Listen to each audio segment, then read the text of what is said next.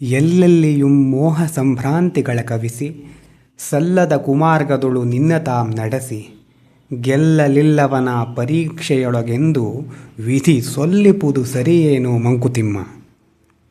ಕಗ್ಗದ ವಿಶಿಷ್ಟತೆಯೇ ಇದು. ನಮಗೆಲ್ಲರಿಗೂ ಬರುವ ಪದೇ ಪದೇ ಕಾಡುವ ಪ್ರಶ್ನೆಗಳನ್ನು DVG ಮುಂದಿಟ್ಟು ನಮ್ಮ ಪರವಾಗಿ ವಾದ ಮಾಡ್ತಾ ಇದ್ದಾರೆ.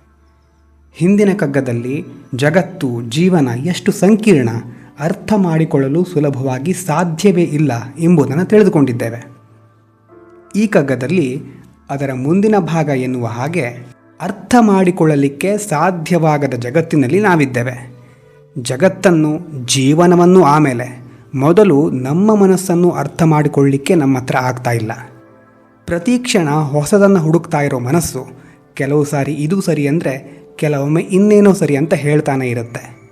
ಈ ಮೋಹ ಭ್ರಾಂತಿಗಳಿಂದಲೇ ಜಗತ್ತು ತುಂಬ ಹೋಗಿದೆ. ಇಂತಹ ಜಗತ್ತಿನಲ್ಲಿ ನಮ್ಮನ್ನು ಹುಟ್ಟಿಸಿದ್ದು ಆ ವಿಧಿ. ಯಾಕಂದರೆ ಹುಟ್ಟುವುದು ನಮ್ಮ ನಿರ್ಧಾರ ಆಗಿರಲಿಲ್ಲ. ಅದಾದ ನಂತರ ನಾವೊಂದನ್ನು ಅಂದ್ಕೊಂಡಿರ್ತೇವೆ.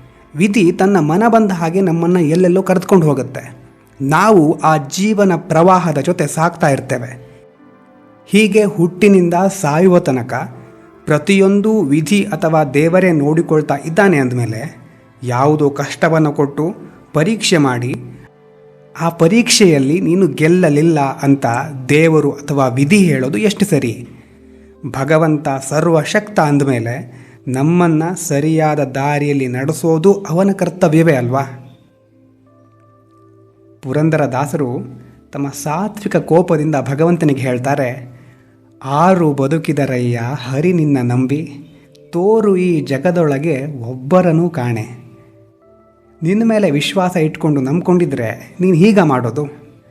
ದೊರೆ ಪುರಂದರ ವಿಠಲ ನಿನ್ನನ್ನು ನಂಬಿದರೆ ತಿರುಪೆಯೂ ಹುಟ್ಟಲಲ್ಲದು ಕೇಳೋ ಹರಿಯೇ ಅಂತ ಹೇಳ್ತಾರೆ. ಹಾಗಾದರೆ ನಾವೇನು ಮಾಡೋದು? ಅದಕ್ಕೂ ದಾಸರೇ ಪರಿಹಾರವನ್ನು ಕೊಡ್ತಾರೆ. ಅದಕ್ಕೆ ಪರಿಹಾರ ಭಗವಂತನ ಜೊತೆ ಒಪ್ಪಂದವನ್ನು ಮಾಡಿಕೊಳ್ಳೋದು. ಒಳ್ಳೆಯ ಕೆಲಸಗಳನ್ನು ಮಾಡೋದು, ಸರಿಯಾದ ದಾರಿಯಲ್ಲಿ ನಡೆಯೋದು ನನ್ನ ಜವಾಬ್ದಾರಿ. ಆದರೆ ನನ್ನನ್ನು ನೋಡ್ಕೊಳ್ಳೋದು, ಸಲಹೋದು, ಪಾಲಿಸೋದು ನಿನ್ನ ಜವಾಬ್ದಾರಿ.